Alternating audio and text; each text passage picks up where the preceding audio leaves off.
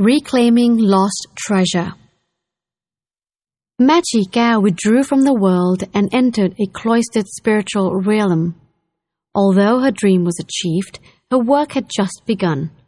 The nuns lived in their own section of the monastery, separated from the monks' quarters by tall, thick clumps of tangled bamboo. Here Mae Chee Kaew was given a tiny hut, so newly constructed that its split bamboo floor and walls was still freshly green and shiny, and the thatch of its grass roof still dense and bushy. Mae Chee Dang was the senior-most nun in the community. Mae Chee Kaew had been present 6 years earlier when Mae Chee Dang solemnly took her vows in the same monastery, and had always admired and respected her both as a close family friend and as a devout and dedicated renunciant. She set the example for the younger nuns who looked to her for inspiration.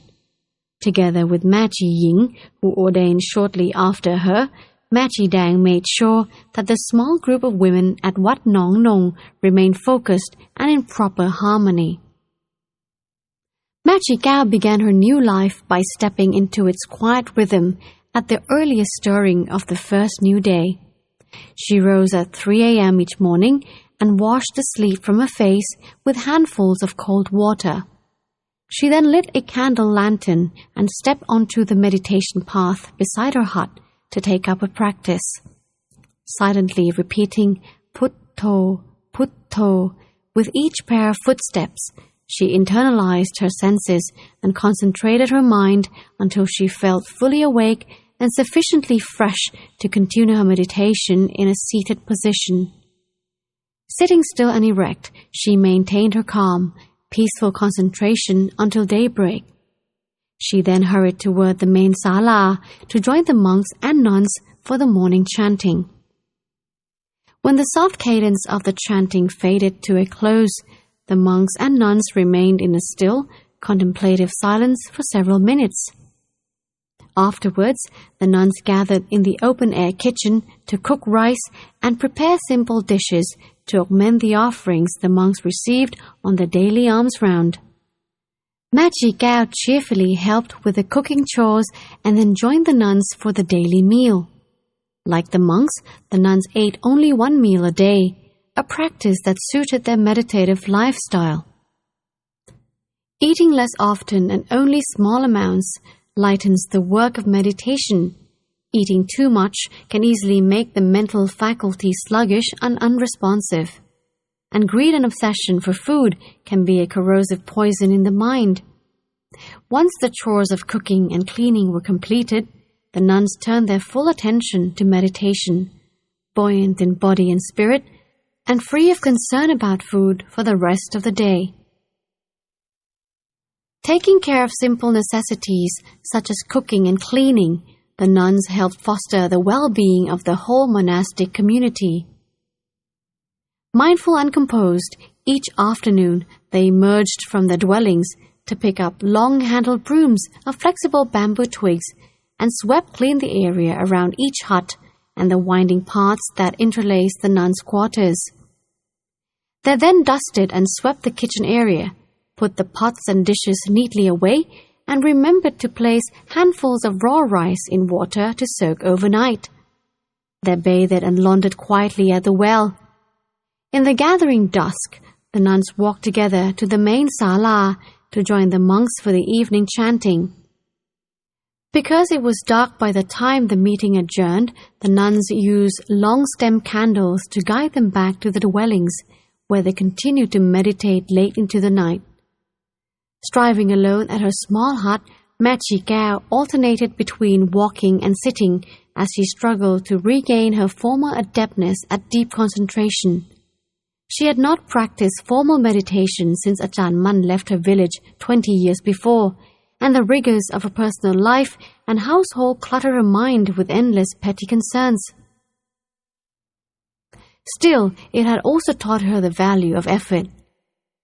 So, she fixed her mind and worked on her meditation as if it were a rice field, stolidly plowing it through, furrow upon furrow, putto upon putto.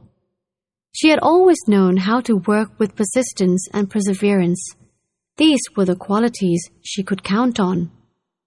Once she put her worldly life firmly behind, narrowing her focus on the bare simplicity of the task at hand, she progressed swiftly on a path that would frighten most people in the first few steps.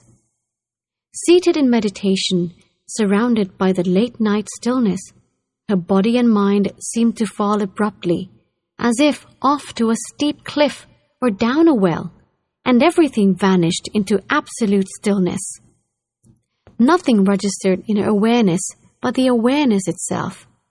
Awareness permeated with a knowing presence so profound and so vibrant that it totally transcended body and mind. The experience lasted for only a brief moment, a moment of perfect peace. As she emerged from it, her mind sharp and radiantly clear, she knew that she had finally reclaimed a lost treasure. Emerging gradually from the state of deep samadhi, she felt a strange and unfamiliar vista open within her heart, as though she had awakened in the midst of a dream. Seemingly out of nowhere, the ghost-like image of a man, his head severed at the trunk, floated slowly into her vision. Watching with horror, Mae Chee Kaew saw that the headless ghost had a single fiery eyeball embedded in the middle of its chest, a red-hot orb that stared directly at her with menacing ferocity. Feeling threatened and unprepared, she thought to escape. As the concentration wavered, her fear and uncertainty increased. In concert with her mounting fear, the ghastly apparition grew in size and intensity, as though feeding off the fear's negative energy. Panic began to envelop her heart. Then suddenly she remembered Ajahn Mun and his advice to never run away from fear, but to always face it with mindfulness and clear comprehension.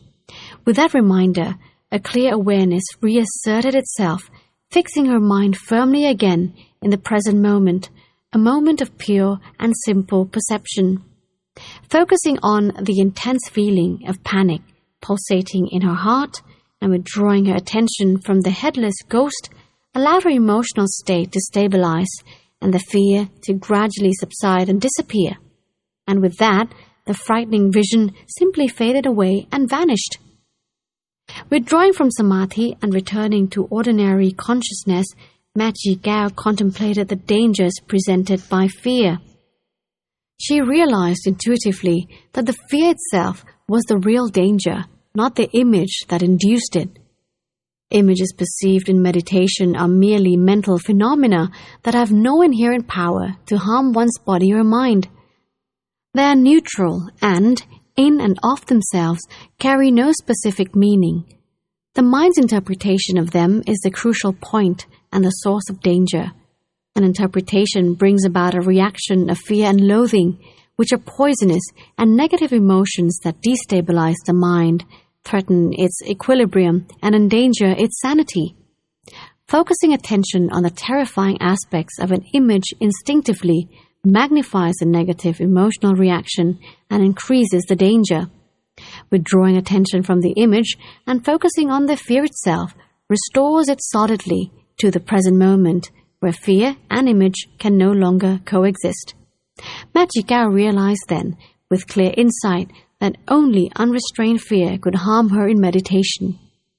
The meditation that Ajahn Mun had taught her was deceptively simple, and the rhythmic repetition of Putto made it appear easy. But the massive effort required to focus her mind on a single object after so many years of neglect made meditation frustratingly difficult at first. She felt her body and mind out of sync, as though they were tugging against each other. The mind needed one thing, the body wanted another. The mind wanted this, the body needed that. This harmony prevailed. Too much food brought lethargy. Too little escalated errant thinking. She pondered how to balance eating and sleeping, walking and sitting, communal and personal. She wondered how to maintain a sharp, mindful focus during each changing moment and every new circumstance throughout the day. Mae Chee Kaew experimented with fasting, going entirely without food for several days at a time. but she discovered that lack of food left her feeling mentally dull and sluggish, and vulnerable to changing moods and wayward thoughts, as if the flow of her spiritual energy was somehow constricted. That subtle hindrance seemed to lessen her motivation to intensified meditation. She knew that many of the monks in Ajahn Mun's tutelage found fasting to be a valuable tool for advancing their spiritual development. They regularly endured hunger and discomfort because fasting increased their mental vigilance, making the mind bold and its focus sharp. But Mae Chee Kaew's mind failed to respond positively, so in the end she concluded that going without food did not suit her temperament. Going without sleep, however, was a different matter. Mae Chee Kaew passed most of the second month of her retreat in 3 postures: sitting, standing, and walking, but never lying down. She started the sitter's practice as another experiment, an attempt to find a practical way of accelerating her meditation that took advantage of her natural strengths. She discovered that refraining from sleep rendered her mind so bright and sharp, so calm and serene, mindful and alert, that she practiced continuously for 21 days without ever lying down. With each day of sleeplessness, her meditation deepened and her confidence grew.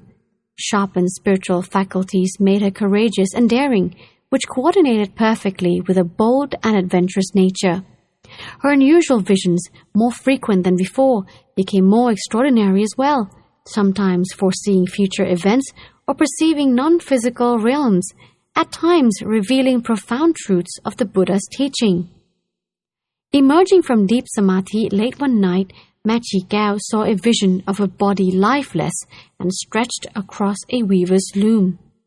Consumed by an advanced state of decay, the body was bloated and discolored, and the skin had split open, oozing pus.